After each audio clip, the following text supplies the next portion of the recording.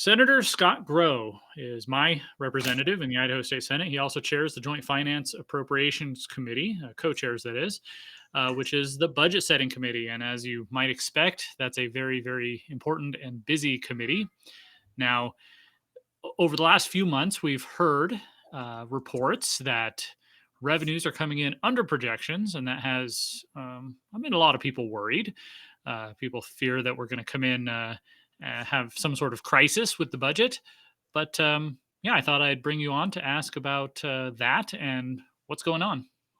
Thank you. Appreciate the opportunity, Brian. And yeah, so first of all, the sky is not falling. It is not a crisis.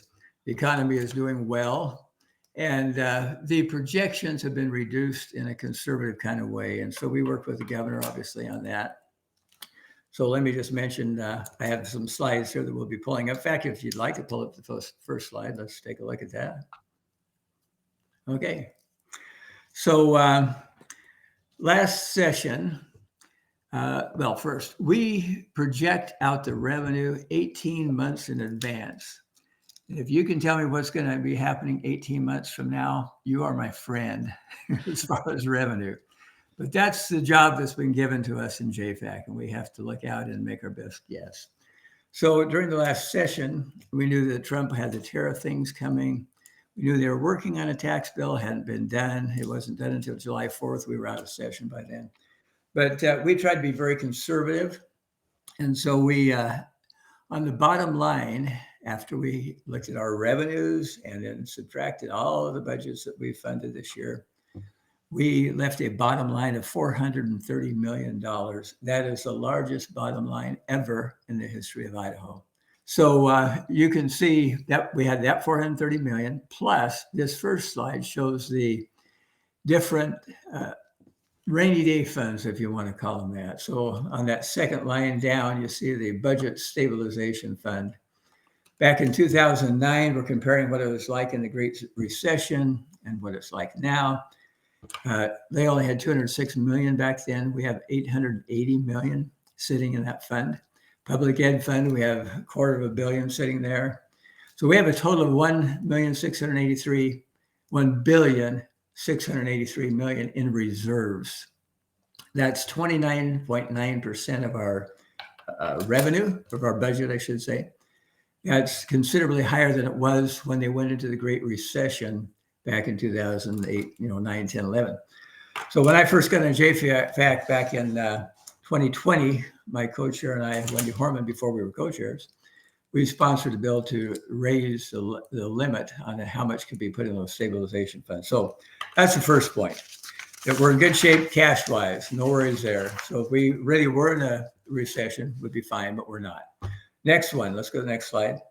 So there we start talking about the beginning. Line 1, you can see on the left-hand side where it says at sine die, April 4th, 2025, we were sitting on $419, nearly $420 million. As of November, there were different expenses that came into play. It said our revenues were reduced. And so you see it's November, it's only $313 million. As you follow down that page, every number on here is important, but let me just hit a couple of them. Let's go to line 7. And the projected revenue for 26, which is the year we're in and doesn't end until June 30 of 26, because we are in a fiscal year. So at sine die, the revenue number that had been projected through the governor's folks was about 5.9 billion. And now they're projecting 5.4 billion.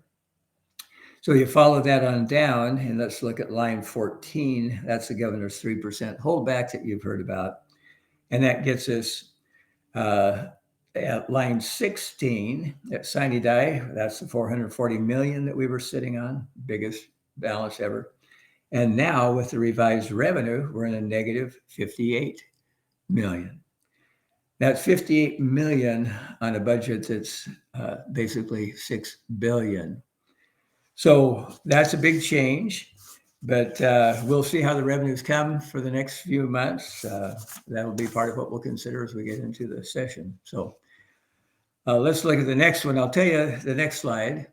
shows where the major miss has been in revenues that have come in. And you'll see the headings there: individual income tax, corporate sales, et cetera. Everybody's about the same except for corporate income tax. And that has to do, I don't want to get a lot of detail, but yeah, I will just skip that detail. I'll just say that's the part that's missing right now. There's reasons for it, okay? And we feel that those are probably timing reasons. Or for the last 2 or 3 years ago, it was like 250 million that would come in for corporate income. And the last 2 years has been like $1 billion. And there was some tax legislation we did that allowed more money to be front end loaded. So we saw those in December. I'll just say it that very simply. So that with that law change that Trump put in on the SALT deduction, which is your state and local income tax, that's deducted on your Schedule A on your 1040. It was limited back in his first term to $10,000.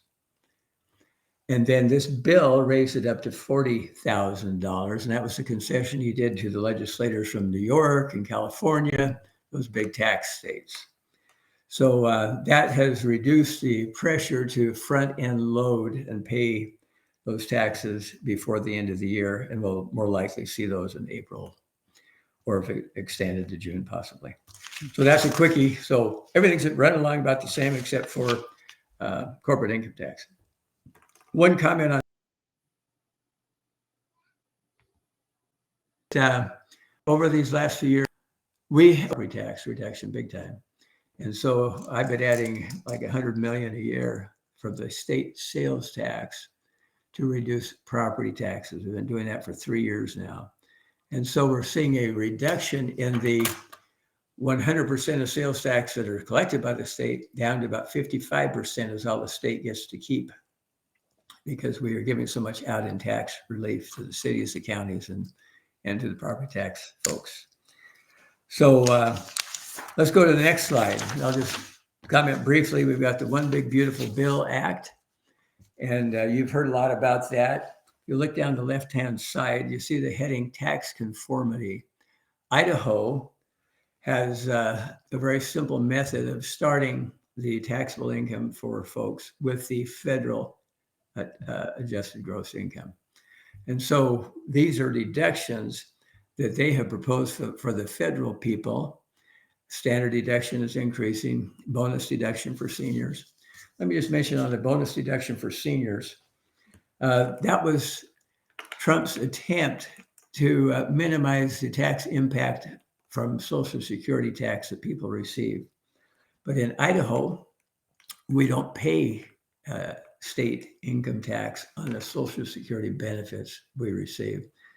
So that is an addition. That would be a double dipping. You'd not only pay tax for it, but you'd also get a $12,000 deduct. So there's a lot of questions there down that list on the left-hand side. The biggest one is research and experimentation, and that's a corporate kind of thing. So we will, in the tax session, the two tax committees will be talking a lot on what do we agree to put into the state law, how much do we conform with the federal law. And, typically we conform on most things, but there's a whole list there to choose from that we will be talking about. Then you can see there's an effect on Medicaid and on SNAP on the right-hand side and on the hospitals. At the bottom of the hospital thing, we've been working on, there's a $500 million grant that Trump put in at the last minute to help rural states and their hospitals. So the state of Idaho has made an application for that $500 million. So any questions on any of those, Brian, that you want before we go to the actual, how do we figure out the budget stuff? Do you expect the tax committees to conform to everything in the One Big Beautiful Bill, or do you expect to see some debate about maybe leaving some things out? I think there's going to be a lot of debate because some of these, one of the biggest questions is on that research and experimentation is on the federal side. They're allowing corporations to go back. They're back to 2022, 23, 24, and recover, get a deduction or write-off back then whereas the federal law during those periods did not allow that deduction. It was capitalized and depreciated, if you think about it that way.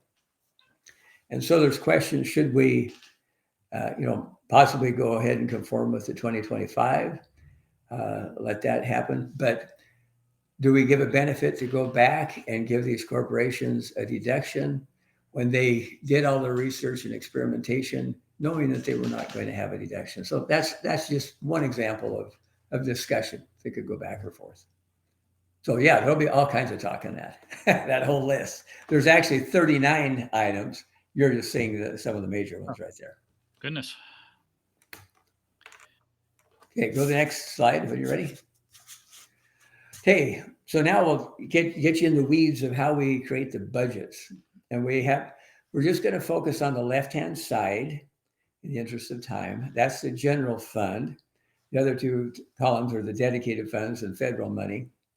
But we're going to talk about general fund because that's your income taxes directly that come into the state of Idaho and sales tax, et cetera. So we start with the original appropriation for the 2026 year. And then we look at any supplemental requests. Again, we're talking about the fiscal year that hasn't even ended yet. It won't end until June 30, 2026.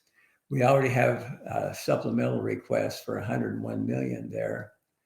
And then there's a $31 million executive carry forward. I won't get into that detail, but the governor holdback, you see the $81 million down the line there. That's a deduction. But with all of that, there's a difference of $67 million. Now, what is some of that? That's the basis that we begin with. Now, let me give you the detail of those supplementals at $101,810,000. Go to the next slide. I'll show you the detail behind that. So here's Medicaid is asking for another $87 million over and above what we've already paid or budgeted for Medicaid for the fiscal year 2026 ending in June. And then that is based on two things, basically. More people have moved into Idaho. I saw some information today. There's a new person moving into Idaho every 26 minutes. So you look at how fast that's just rolling up our population. So there's a population increase. And then the second is a utilization question. If people that are on Medicaid get into more expensive surgeries, that kind of thing. So those are the projections. We call it a population forecast. That's our best guess from the Department of Health and Welfare at this point. Then we have the Department of Corrections, the same kind of thing. How many new prisoners are involved in the system and what's the utilization? And they have the HIV and the hepatitis and this and that and the other. And so that's the increase that's expected over and above the budget that's already been done for Department of Corrections. So those two add up basically to that $101 million that I showed you on the prior page. Those are the requests to just based on new forecasts. Okay, so we'll go to the next page.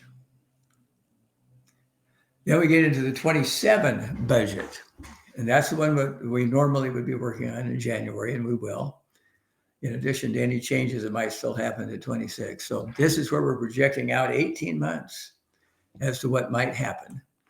And so we start with the base, which is last year's maintenance budget. It was a $5.591 billion.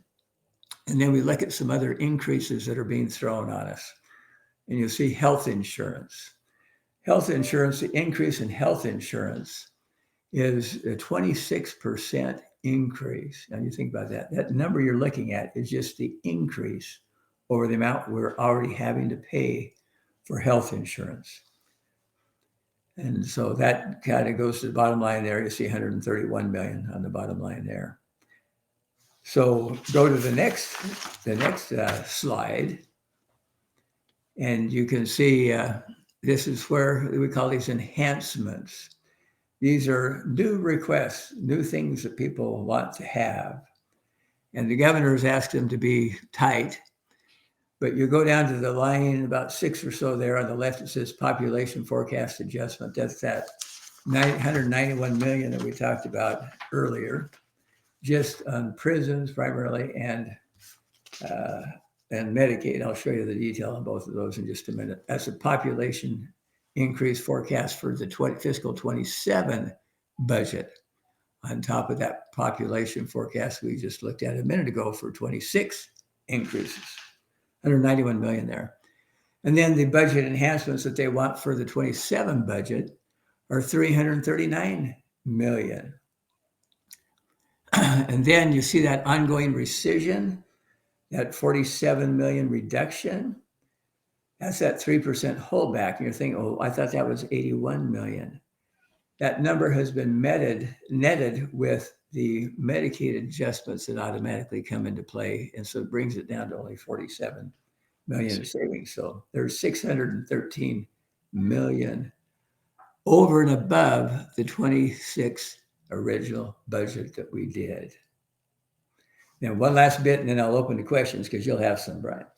So let's look a little bit of that detail on that population forecast for the 27 year. And then go to the next page and you'll see it. That's at 191 million. And it's 81,520,000 for Medicaid and 22,300 for Department of Corrections. That's 191 million. That's the forecast adjustment. Again, more people, higher utilization of Medicaid that we're forecasting. We're looking out 18 months here.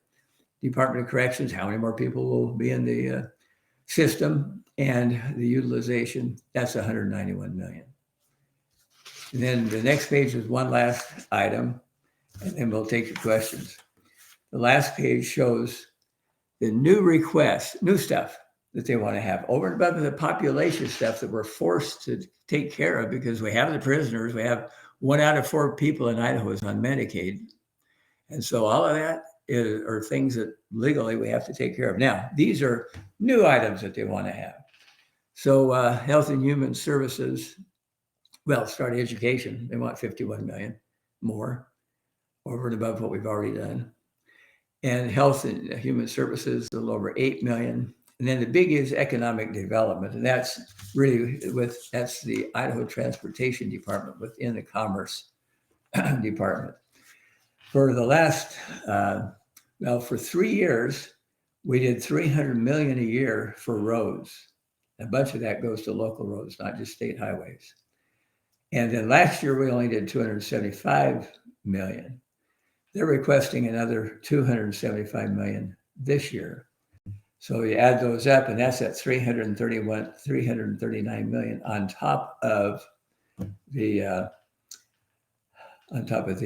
base budget that they're requesting for this year. So, and if you haven't been totally confused yet, let's see if we can confuse you some more. What questions you have, Brian? Well, I'm not so much confused. It's just it seems so overwhelming to be dealing with this much money, and it just keeps growing. What makes it so impossible to keep spending from just growing according to inflation and population? Why is it always going above that? Yeah, let me mention because I think this is an important point that I failed to give you. Right now, if we didn't have any of these additional requests that they're coming up with for population forecasts and new stuff they want, if we didn't have any of that, we would already be at the same budget we had for 26, no increase at all, 0. So you say, what's causing the increases? Well, first, population, more people, more utilization, Medicaid. And then we talked about the prisons. We talked about the health insurance premiums. If you have health insurance yourself and pay any premiums, good chance yours are increasing this year. And we have to pay whatever that cost is. That includes public school teachers and the state employees. That's just the increase at 133 million. But if we didn't have that and we forgot the other stuff that they're asking for, we would be the same budget as last year, 0 increase would be fine. But there's always more requests. And so what happens, the way it works is the governor will do his thing and he has a state address. And he says, we want this, this, and this. And last year when he did that, I can think right off the bat of 200 million that we did not give the governor that he had asked for. And that's the interplay between what the governor wants, which is in behalf of his departments and agencies, and with the legislature, who's more responsive. Well, I won't say more responsive, but we are responsive to the taxpayers, Mhm. because as you know, last year we cut $453 million ongoing in tax relief. And we've done over $4 billion in tax relief in the last 3 or 4 years. So that's what we've been trying to do. There's two ways you can cut down spending. One is first you cut the revenues. And that's what we've been doing by all of the tax relief that we've been doing. And the other is, okay, now these are the monies we have.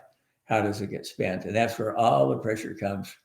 There's about 100 departments and agencies of the state government that all think that they need all this money, and they're all really, not all, but many are concerned that the governor has a 3% holdback, which is only held back on all the non-education things. And the education budget is more than 50%. It's about 60% of our budget is education. So if we can't adjust that one, all the statutes that are in place right now for career ladder, we call it in education, and tenure as they work longer and as they get raises and all that kind of stuff. It's mostly employees. It's employees that you're dealing with. And they like to get raises and they like health insurance. I see both sides there, in that biblically a workman's worthy of his wages. You don't want government pay to be just bottom of the barrel, because then you'll just get bottom of the barrel people. But on the other hand, it is tax dollars, and there are certain limits to what government should do, and Yeah, it's not an enviable place to be in, where you are having to balance those things. it's not. Let me give you a perfect example. You talk about, do we pay them adequately, that kind of thing. They have good retirement benefit. Their plan is very good for that. But here's an example on law enforcement. We pay to train our state police, and then we keep them a year or two until when they're finally really trained. And then in many cases, they leave to go to work for the city or the county because they pay more than the state does.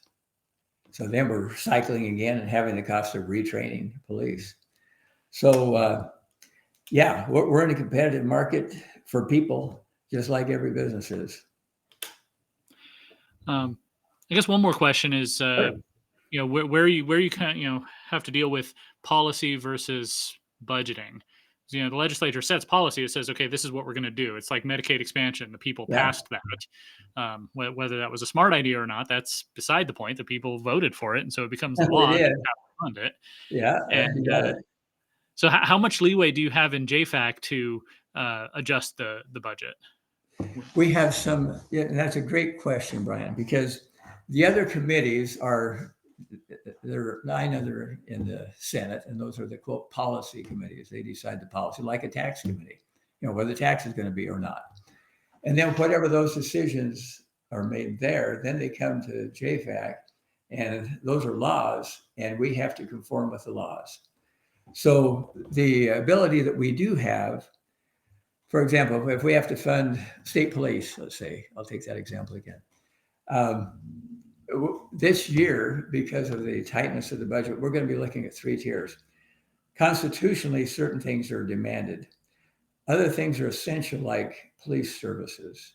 And then there's other stuff that gets funded. So we have to really hold tight on public ed, for example, which is in the Constitution, and state police is essential. And that's kind of the pecking order. We will probably have to reduce budgets more than 3%, in my opinion, to balance the budget. And that's the way that we'll do it. And did I lose the question in that response? No, it's it is that balance between how much can JFAC actually do to Yeah. So we have it's not like you can repeal Medicaid expansion no, or just not no, fund schools at all, no. but there is some wiggle room in There deciding how is. much you give the people. The agencies Yeah. are demanding this much money or asking for this much money. Well, for example, yeah, on all of these new requests, we have different work groups. There are 10 people in the Senate and 10 in the House that are part of the Joint Finance-Appropriations Committee. We divide that. We produce over 100 budgets, Brian, that then the House and the Senate have to consider, and then the governor can veto or whatever, or sign. And so we have work groups where we assign out these 100 budgets to different little groups of our people in JFAC. And they are to come forward with recommendations. I can tell you, we have folks very conservative on the right, and then we've got Democrats on the committee as well. And so for those folks to ever get to some kind of consensus in a little work group, it's the first problem. Then they bring it to JFAC, where we're pretty well evenly split. We didn't used to be. You remember that was part of my challenge is it was tough to hold budgets because when I first got on the committee back in 2020, it was basically a rubber stamp committee for the governor. That's what I said. Now, as I said this last year, there are a couple $100 million we did not give the governor that he asked for. And so we are being much more able to reduce monies now because of the makeup of JFAC that's happened last year, and we'll see it again this session. So yeah, we have what we call intent language. It's not policy, but you can say it's budget policy for sure. It's fiscal policy. That if whatever we say, this is the way it's going to be spent, and if you deviate from that, it's a violation of the law. So yeah, we have that kind of ability. But on Medicaid expansion, we can't do anything but fund it because it is a law. We have to deal with it. You'd have to rely on other committees and the legislature as a whole to change the law to change that. Exactly, and that would be interesting. I guess one more question, just a very high level here, and not to get anyone in trouble here, but you mentioned education. It's about 60% of the budget, or at least the general fund. Yeah, and the governor didn't even touch that with his holdbacks. And it seems like there's nobody wants to go near any of that. The way that the media spins things, the way the perception among voters is that we must continue funding education. The Democrats keep saying it's underfunded, even though it's the biggest line item on our budget. Yeah. And so it seems like there's a very strong headwinds if you want to actually try and cut anything from education or reduce the rate of increase or reform it or anything. Last year, there was a bill in the House about just accountability for where money goes once it's appropriated to the public school system. Do you see any energy to take a crack at education, or is that just going to keep growing? Well, that is a great question. It's very difficult because the Constitution mandates that we are supposed to provide these public schools, et cetera, et cetera. And so basically what it ends up being are raises for teachers and administrators each year. That's the push that keeps increasing. So like other folks, they aren't content to just sit there and not have any raises or to have a reduction in their salaries. So that's a big push we have. And you've got a teachers union, you've got the administrators, you've got the school boards, you've got all kinds of pressure groups that work on the governor. And he gives us the first recommendation where he thinks ought to go. So to substantially deviate much from that is a pretty hard lift based on the composition of the legislature. Well, we'll see what happens.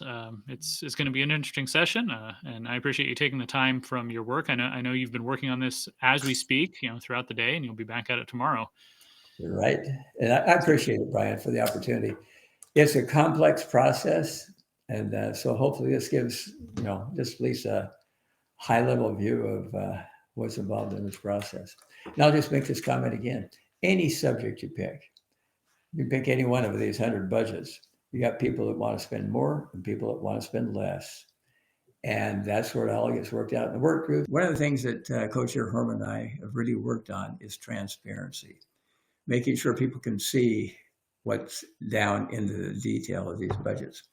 When I came on back in 2020 or 2019, whatever it was, and I said, well, what's in the base? That something just keeps going from year to year. And they couldn't really tell me. We have something that we just did this year called the Base Budget Builder.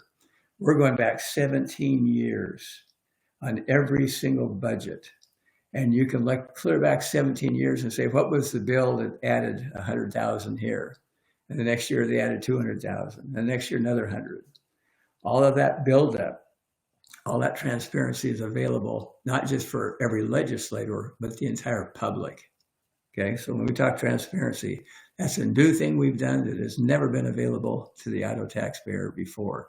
You can look at every single bill back for those 17 years to see how those base budgets were built. So transparency is the name of the game, and it's online. and they can find it there under the legislature. And then in JFAC, we have to be able to get out of there and then to the floor, each floor, and then what the governor does is up to him after that. But yeah, there's 105 legislators, and as I always say, we have to get 18 senators, 38 House people, and the governor to vote for things to make it law. Yeah, it's a messy process, a complicated process, but it's the way things have to be done.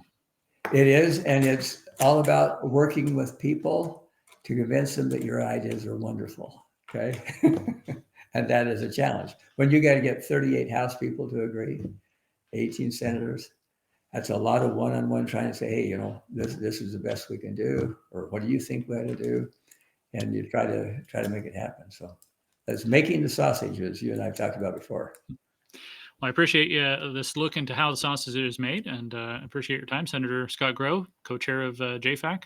Thank you. Thank you.